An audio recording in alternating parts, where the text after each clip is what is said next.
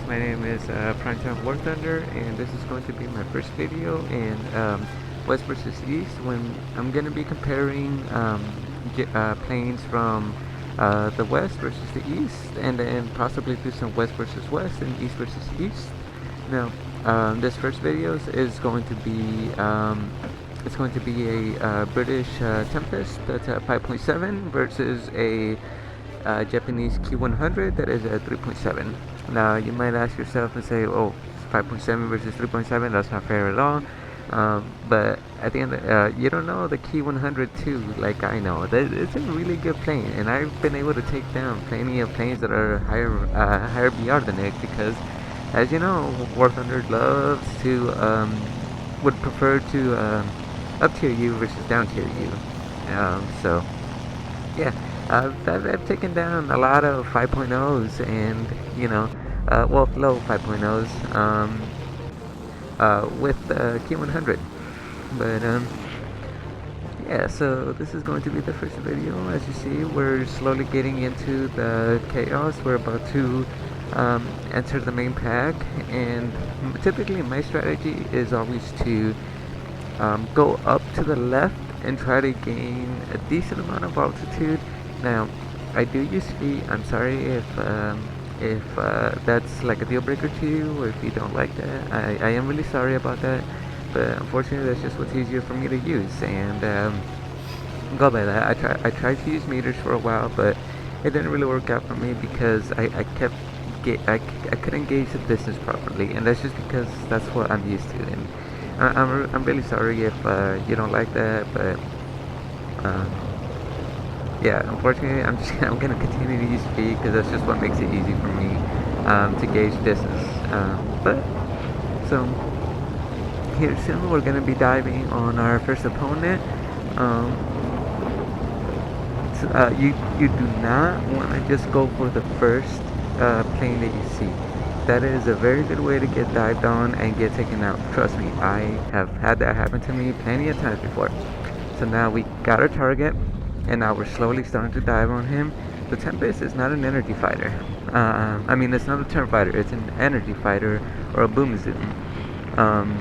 So, you know, obviously you want to try to be higher than the enemy at the time, and you preferably want to have better aim for this. I'm not too sure what was up with my aim right there, but as you can see, I ended up getting him, and then I was hoping to be able to get this guy as well, but he was just barely able to stay ahead on above my nose, so I couldn't get guns on him. Now we're gonna go after this F4U right here. Now this part is a little embarrassing, I'm not gonna lie. I am ashamed to say that I wasted way more bullets than I should have taken this guy out. I should have taken him out pretty quickly, but unfortunately I don't know why my aim was just off at that moment. It happens. I am not, like I said, I am not a god tier player. I'm not Devin level or anything like that. I would consider myself slightly above average. So, like, I'm not great at the game. I'm good, but I'm not amazing, because I do still have plenty of matches where I don't get any kills, you know, or I'll get killed really easily, like almost immediately, because I mean I'm not like a super well-versed player in this, but I am trying to get better, which is one of the reasons why I am doing this, because I'm hoping that by doing this and watching myself, I'll learn from my mistakes, and other people can point out mistakes that I make as well, and hopefully give me some advice on how to not make those mistakes, or what to do if I do make those mistakes, so that I can correct them. But yeah, so right now notice that there is another plane coming at us, so figured, okay, let's go ahead and turn in on him and try to get guns on, and could not. Unfortunately, he did end up getting a few shots on my engine. Now my engine was damaged, but I was still flying. I could still make power and everything, but if I wasn't in web, I would lose speed. Not quickly, but at a decent rate, you know. So I could still maintain its speed, but it did struggle a lot with it.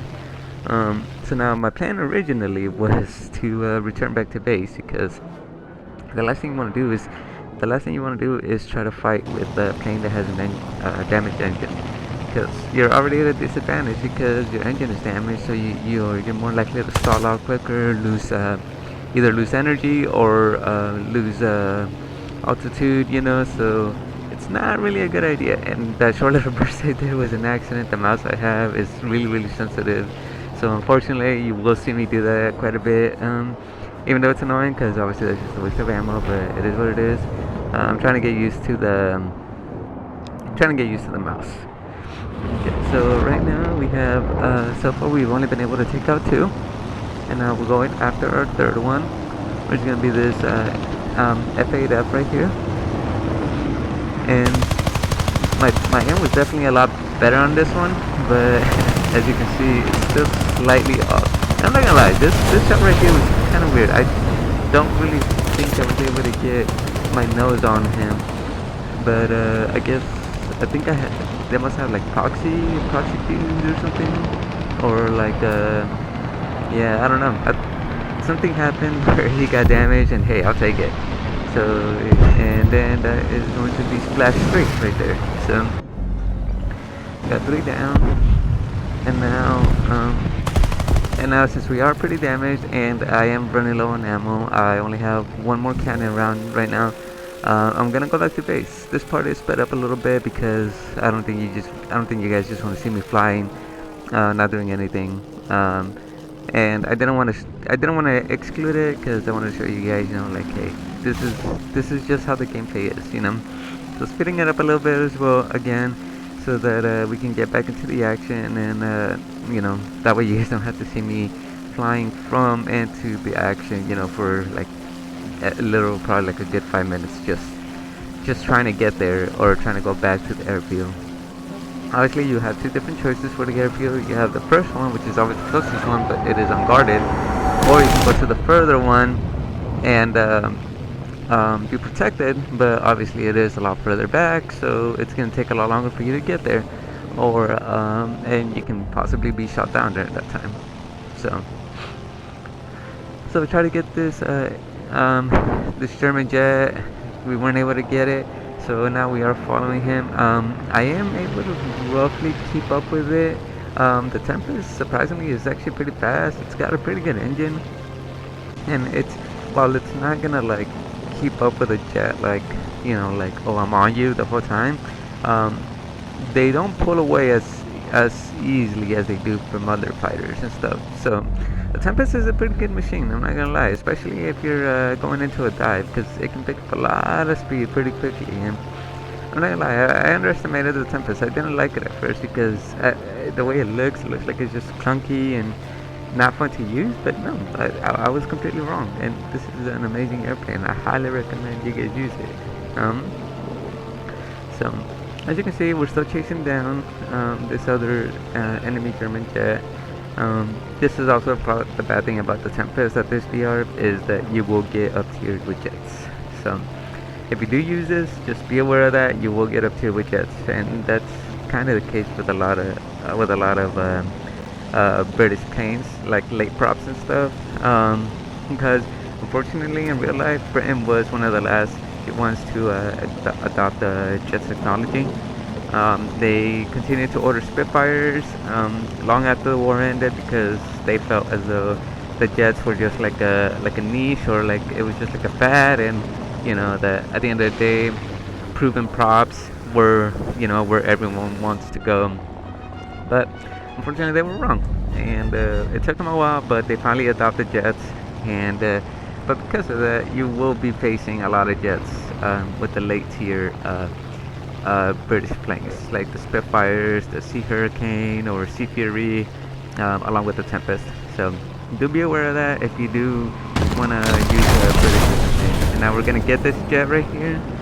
We managed to damage him pretty well while he didn't damage us. And this is the bad thing about jets, is that if you get damaged even slightly, it can, especially early jets, it can do catastrophic damage. As you can see, this guy's on fire.